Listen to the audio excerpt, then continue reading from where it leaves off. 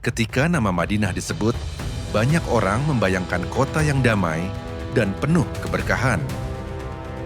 Namun sedikit yang tahu, Madinah juga menyimpan sejarah luka, konflik, dan ketegangan yang jarang diceritakan.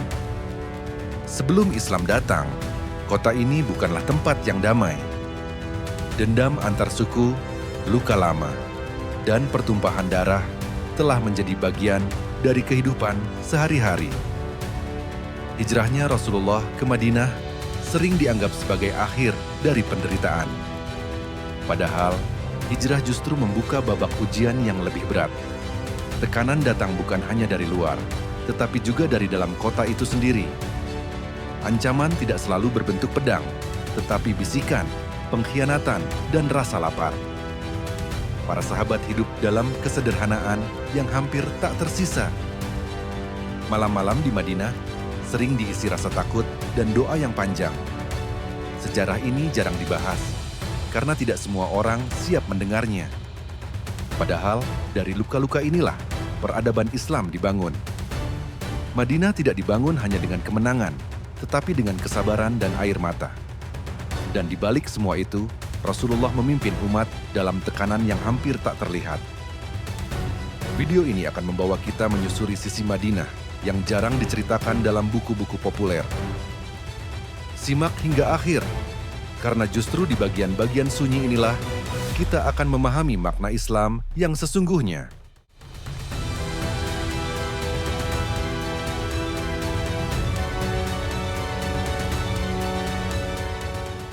Sebelum dikenal sebagai kota suci Islam, Madinah adalah kota yang terluka oleh konflik panjang.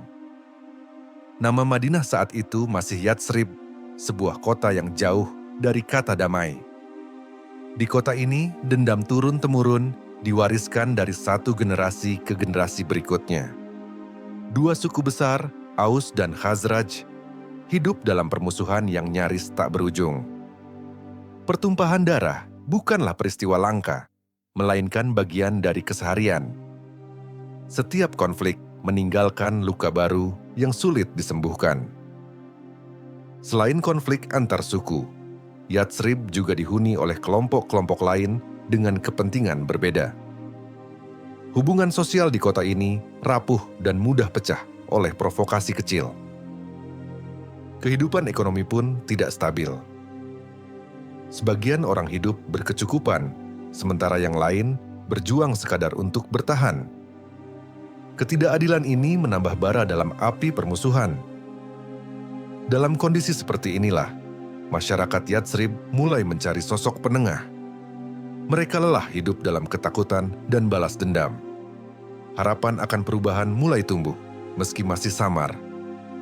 Di saat yang sama, berita tentang seorang nabi di Makkah mulai terdengar. Kabar itu menyebar dari mulut ke mulut, membawa harapan akan persatuan. Namun, harapan saja tidak cukup untuk menyembuhkan luka yang sudah terlalu dalam. Yatsrib adalah kota yang menunggu perubahan, tetapi juga takut akan konsekuensinya. Hijrah Rasulullah kelak bukan datang ke kota yang siap menerima kedamaian, melainkan ke kota yang penuh luka, dendam, dan ketidakpastian. Justru di tempat seperti inilah, Islam mulai menanamkan akarnya. Madinah tidak lahir dari kedamaian, tetapi dari konflik yang panjang. Dan dari kota yang terluka inilah, sejarah besar Islam akan dimulai. Namun, hijrah tidak serta-merta menghapus luka-luka itu.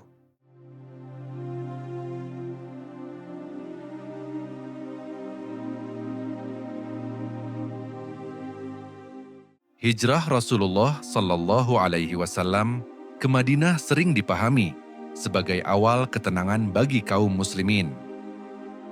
Namun kenyataannya, hijrah justru membuka fase ujian yang baru dan lebih berat. Makkah memang ditinggalkan, tetapi penderitaan belum sepenuhnya berakhir. Kaum muhajirin tiba di Madinah tanpa harta, tanpa rumah, dan tanpa kepastian. Mereka meninggalkan rumah, keluarga, dan seluruh kehidupan lama di Makkah. Di Madinah, mereka harus memulai segalanya dari nol. tidak semua penduduk Madinah menyambut hijrah dengan tangan terbuka. Sebagian menerima dengan tulus, sebagian lain dengan rasa curiga. Rasulullah harus menyatukan dua kelompok yang sangat berbeda. Kaum Muhajirin dan Ansyar dipersaudarakan untuk menguatkan umat.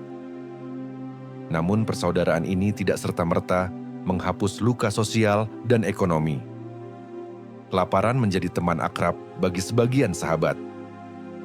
Banyak hari dilalui tanpa makanan yang cukup. Namun di tengah kesulitan itu, iman justru ditempa. Hijrah mengajarkan bahwa meninggalkan keburukan tidak selalu langsung diganti dengan kemudahan. Kesabaran menjadi ujian yang terus-menerus. Rasulullah memimpin umat dalam kondisi serba terbatas. Beliau tidak menjanjikan kemewahan, melainkan keimanan dan keteguhan.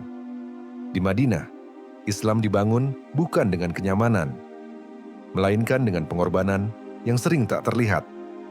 Hijrah menjadi garis pemisah antara iman yang diuji dan iman yang rapuh. Tidak semua orang mampu bertahan dalam fase ini. Namun mereka yang bertahan, kelak menjadi fondasi umat Islam. Dan justru ketika umat masih rapuh inilah, tekanan dari luar dan dalam mulai datang.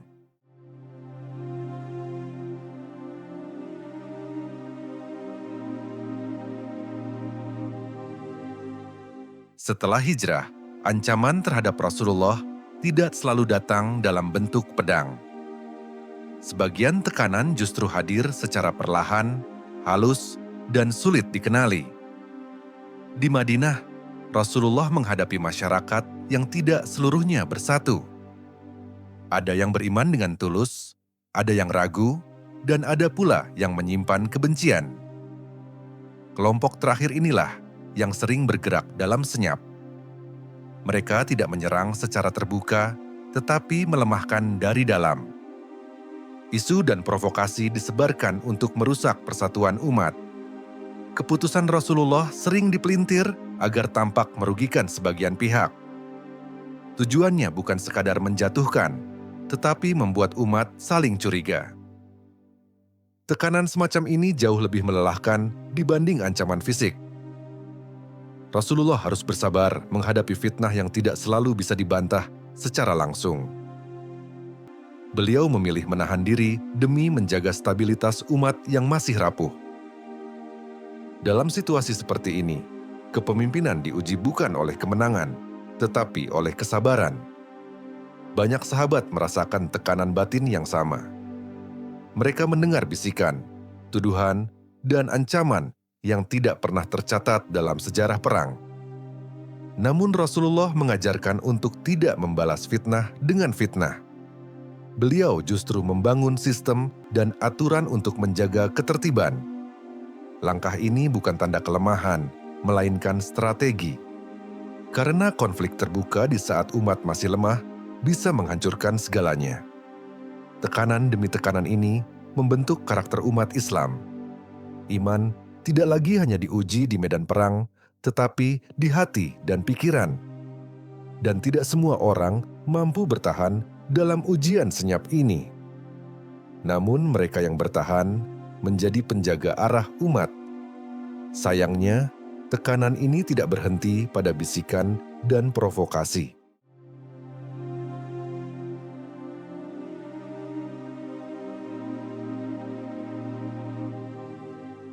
Untuk menjaga Madinah tetap stabil, Rasulullah tidak hanya berdakwah, tetapi juga membangun kesepakatan.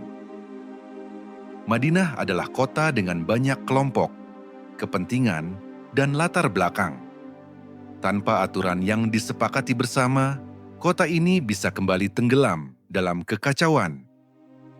Karena itu, Rasulullah menyusun perjanjian untuk menjaga hak dan kewajiban semua pihak. Perjanjian ini menjadi fondasi awal kehidupan bersama di Madinah.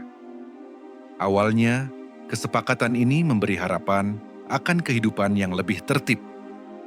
Namun, seiring waktu, tidak semua pihak menjaga komitmen tersebut.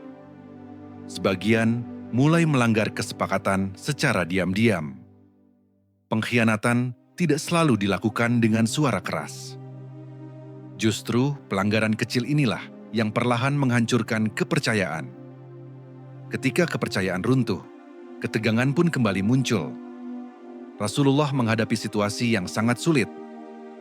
Beliau harus menegakkan keadilan tanpa merusak persatuan umat. Keputusan apapun berisiko menimbulkan gejolak baru. Sebagian orang menilai dengan emosi, bukan dengan hikmah. Namun Rasulullah tidak pernah bertindak tergesa-gesa. Beliau menunggu waktu yang tepat agar keputusan tidak memperparah keadaan. Dalam sejarah, fase ini jarang diceritakan secara rinci.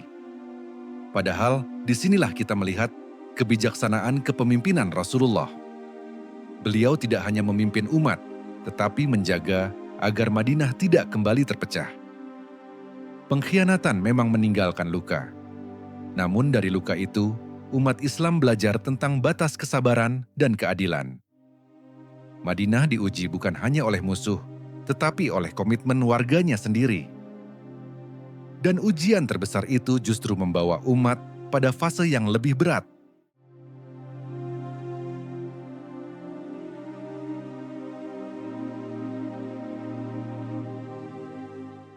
Di balik berdirinya Madinah sebagai pusat Islam, tersembunyi kehidupan yang jauh dari kata nyaman. Banyak sahabat menjalani hari-hari dalam keadaan lapar. Makanan bukan sesuatu yang selalu tersedia. Terkadang, satu hari berlalu tanpa ada yang bisa dimakan.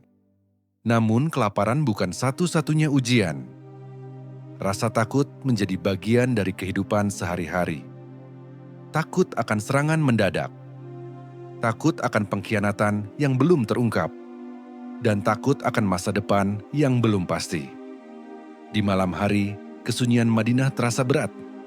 Banyak sahabat terjaga dalam doa dan kegelisahan. Tidak ada jaminan bahwa esok hari akan lebih mudah. Namun, di tengah kesulitan itu, iman justru tumbuh. Kesabaran menjadi pakaian sehari-hari para sahabat. Mereka tidak mengeluh, meski hidup terasa sangat berat, karena mereka yakin setiap ujian memiliki tujuan. Rasulullah sendiri hidup dalam kesederhanaan yang sama. Beliau tidak hidup lebih nyaman dari umatnya. Kepemimpinan beliau terasa dalam kesamaan penderitaan. Dari sinilah lahir ikatan yang kuat antar sesama Muslim. Persaudaraan yang dibangun bukan oleh kenyamanan, tetapi oleh perjuangan. Madinah tumbuh dalam kesunyian yang tidak banyak diketahui orang.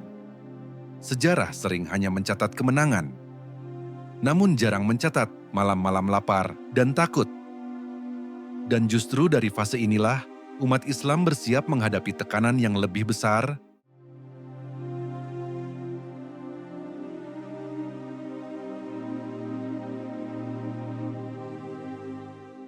Ketika umat Islam masih berjuang dengan lapar dan rasa takut, tekanan tidak pernah datang dari satu arah saja. Ancaman dari luar Madinah terus mengintai.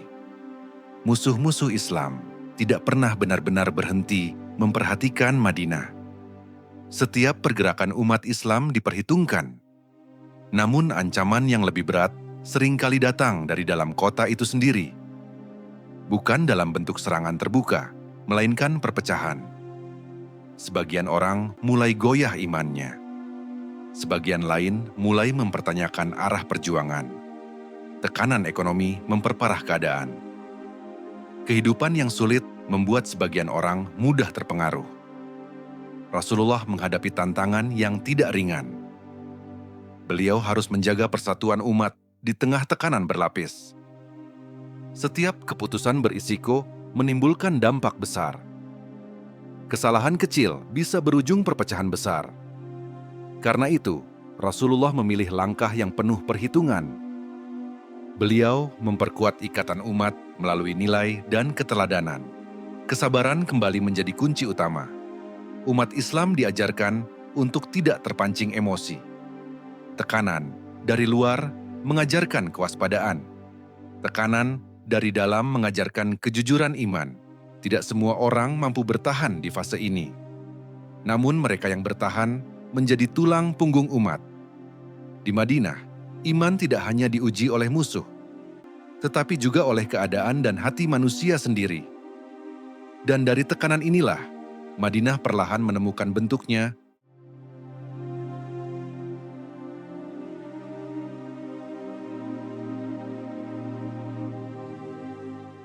Seiring waktu, Madinah mulai berubah. Namun perubahan itu tidak datang secara tiba-tiba. Madinah tidak dibangun dalam satu malam. Ia tumbuh dari proses panjang yang penuh ujian.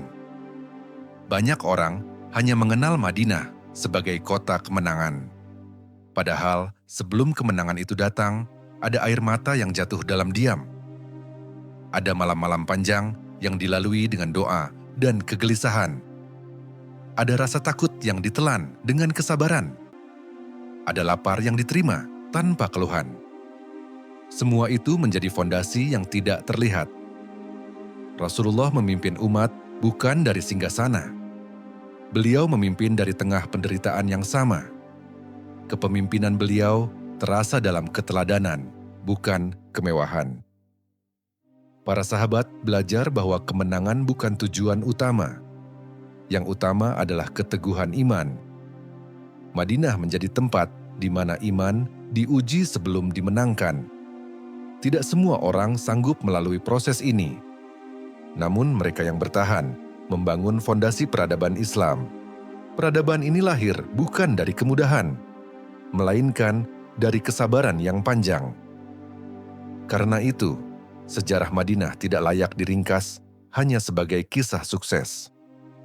Ia adalah kisah tentang proses, tentang manusia yang jatuh dan bangkit kembali, dan tentang iman yang tumbuh dalam kesunyian. Madinah akhirnya menjadi cahaya bagi dunia, bukan karena bebas dari ujian, tetapi karena mampu bertahan melewatinya. Dan dari kota inilah Islam menyebar ke penjuru dunia. Kisah Madinah adalah pengingat bagi kita hari ini, bahwa iman yang kuat selalu lahir dari proses yang panjang.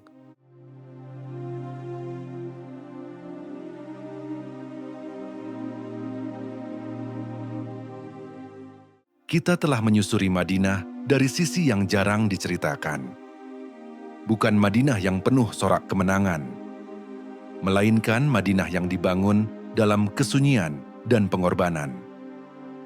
Sejarah seringkali hanya mengingat hasil akhirnya, namun jarang mengingat proses yang menyakitkan. Madinah mengajarkan bahwa Islam tidak tumbuh di ruang nyaman. Ia tumbuh di tengah lapar, takut, dan tekanan yang berlapis. Namun justru dari situ, iman menjadi kuat. Rasulullah tidak mewariskan umat yang dimanjakan. Beliau mewariskan umat yang ditempa. Para sahabat tidak menjadi kuat karena bebas dari masalah. Mereka kuat karena bertahan melewati masalah. Kisah Madinah adalah cermin bagi umat Islam hari ini.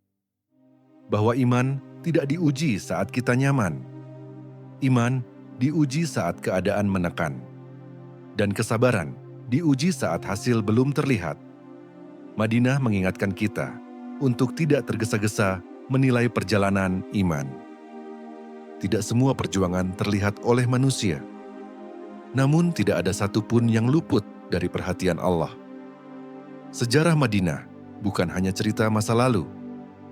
Ia adalah pelajaran yang terus hidup. Pelajaran tentang kesabaran, pelajaran tentang persatuan, dan pelajaran tentang keteguhan iman.